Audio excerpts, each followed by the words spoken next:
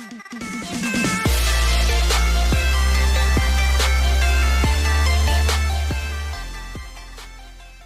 today we're gonna play a map made by Jirgabov Productions. Open this chest to begin your production. You should hear a voice when opening this. If not, please adjust the volume to maximum. Welcome to Jig's Guide, Redstone Basics. My name's Jirgabov, and I'll be your guide. To begin your learning, head to the start posters and get yourself a minecart. Sit in it and then press the button.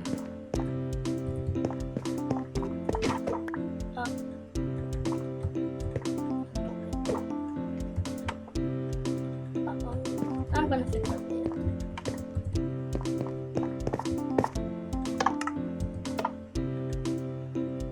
Get rid of my card, then press the button.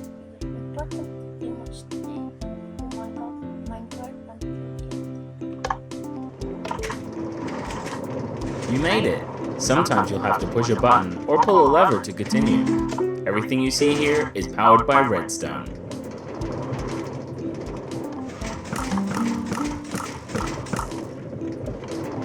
Redstone can be found as ore deep underground.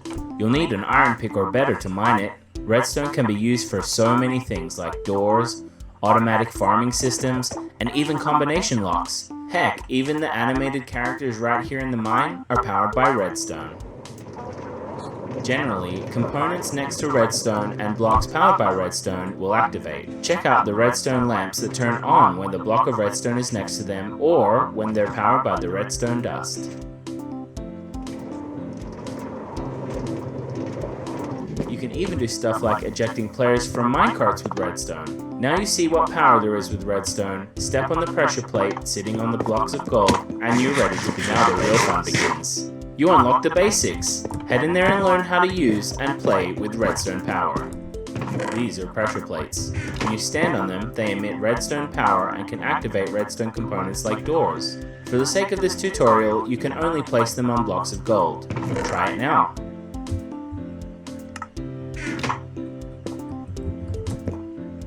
You made it! Whenever you see a block of gold, put a pressure plate right on it and see what it does. Pressure plates power components. They also power blocks themselves. Here you can see their range of power. Blocks adjacent to the powered block also have a range of power. Any component in this combined range will be powered, as you can see with the redstone lamps. Climb up and step on the pressure plate to see.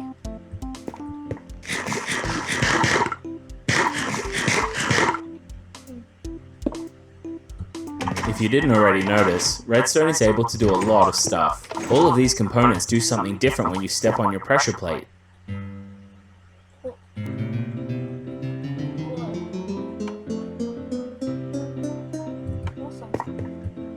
Wait, how is that door opening? The pressure plate is powering the redstone dust, which transmits the power to the door.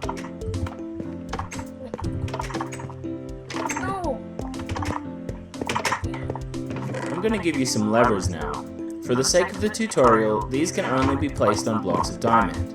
Unlike the pressure plates, you can turn these on and leave them on.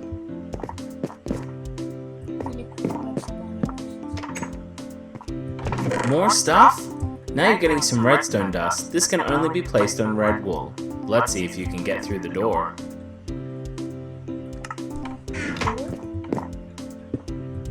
Sure, this will open the door, but you probably can't make it to the door in time because it deactivates once you step off it. Good idea, placing the lever on the block of diamond. Now all you have to do is complete the circuit.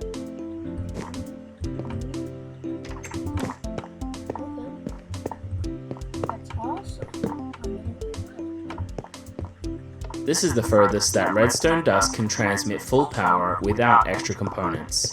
15 blocks will only just make it to power the lamp at the end.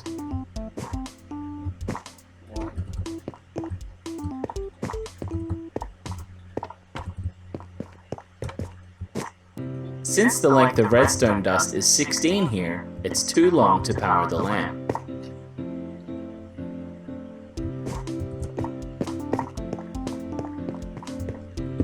Redstone dust is strange in that unless it's actually pointing at something, it has no range of power. In this example, all of the range of power you see is from the powered blocks below the dust, not from the dust itself. The levers, on the other hand, power all around them.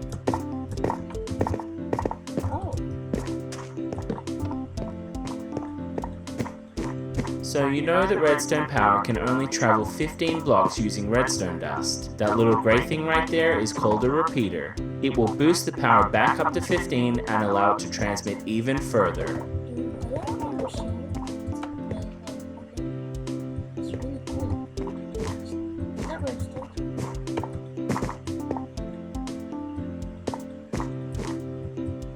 Count it up. Using repeaters, the power traveled over 40 blocks.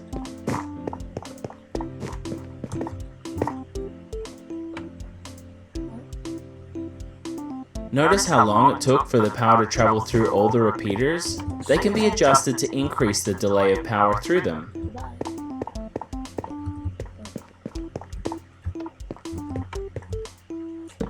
This shows how the repeaters boost the power back up to 15 strength each time.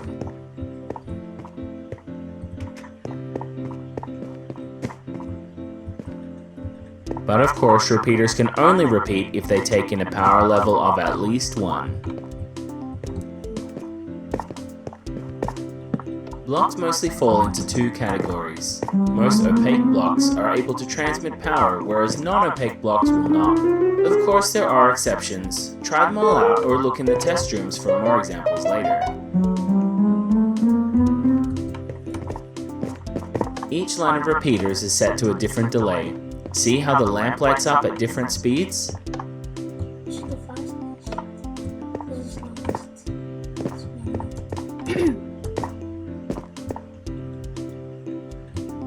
Blocks of redstone transmit a constant power stream. They can never be turned off, so you don't have to worry about this door closing.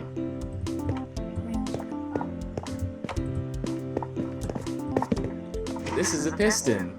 When powered, it will extend, which pushes the block of redstone and then completes the circuit. Push me.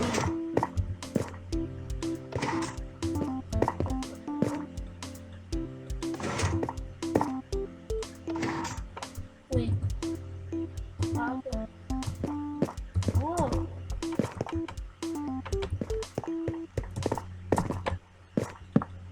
Pistons are unique in that they can draw power from redstone dust running next to them. Most components need the power to be pointed at them or at a block attached to them.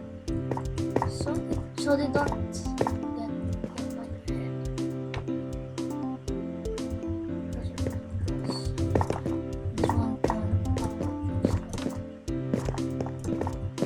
Pistons will extend automatically if they are pushed against other power sources.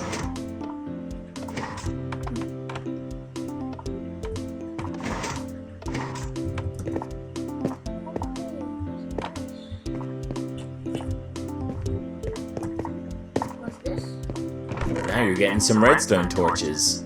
For the sake of the tutorial, these can only be placed on blocks of iron. Redstone torches are similar to blocks of redstone in that they are usually powered, unless you power the block that they are attached to, then they will turn off.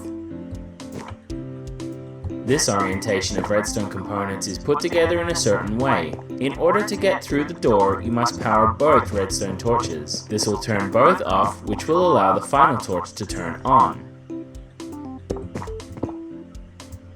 Here you can see when a redstone torch is sitting on a block that gets powered, it will become unpowered. Vice versa is obviously true. When you step back off the pressure plate, it will turn back on.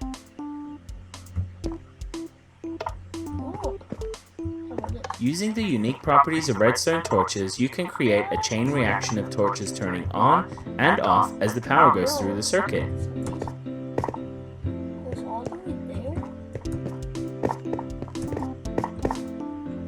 This orientation of redstone components is commonly called an AND gate, because you'll need to power one side and the other to turn the middle torch on.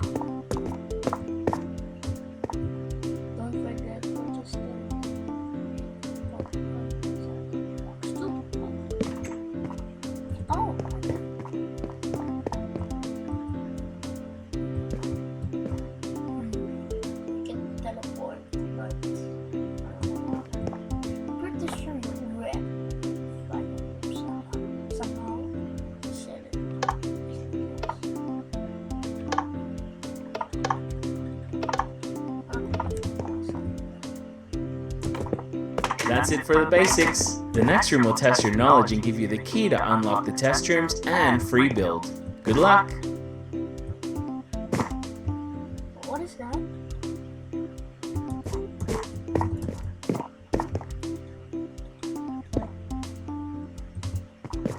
What is this?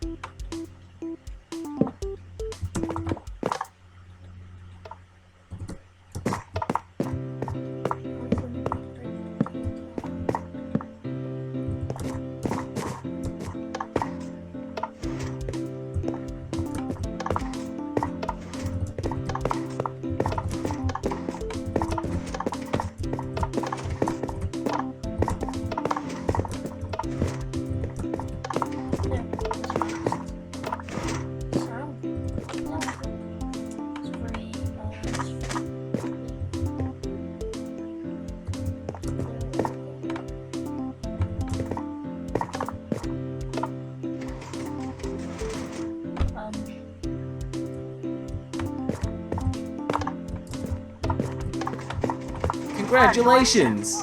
Take a block of redstone and put it on the block of emerald back at the main hub.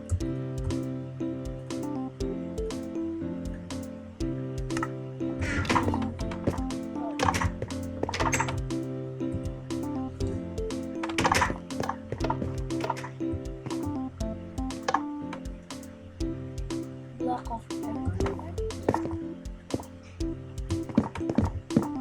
Nice. In the test rooms, you'll find every component in Minecraft and a room with different examples on how to use them. The free build has many of the circuits you have already seen in this map and tells you how they work. You can also change your game mode out there for some real freedom. Be careful. If you break anything in either of these modes, I can't fix them for you. So you'll have to recreate this world if you break something and want to see it again fresh. Jirgabov! Oh, I should not leave that in there. Thank you so much for purchasing this map. Without you, I wouldn't be able to keep doing what I'm doing, making super fun maps for you to play and to learn. Keep an eye out on the store for more maps made by Jirgabov Productions, and why not send me a tweet at Jirgabov. I'd love to hear about your experience. You can just test this out because it's all free. It's actually free. It's actually free. It's free. What is this? What are you doing?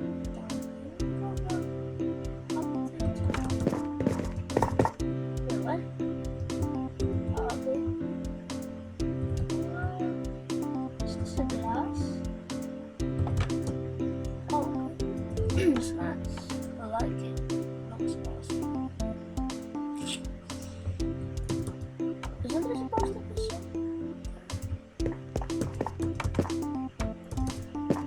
I was never really sure what to put. Maybe one of these days I'll need an update for it. Wow, update. There's nothing in these rooms. What?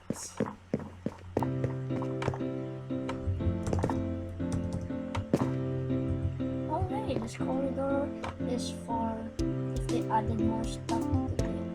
And I needed to update this one. I'm surprised they even found this.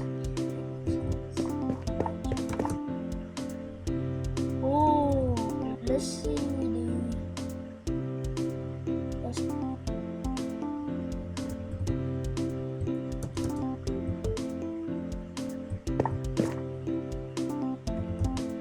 wait, what? Whoa. How did I know that? Wait. Can we?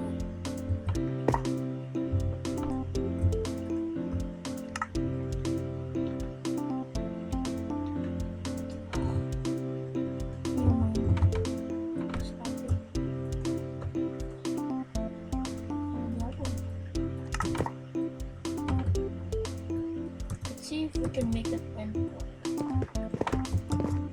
I don't know how I'm gonna make this. I think this is how you make it.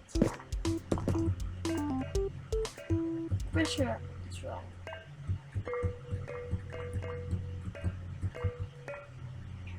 Yeah. So anyway, thanks for watching.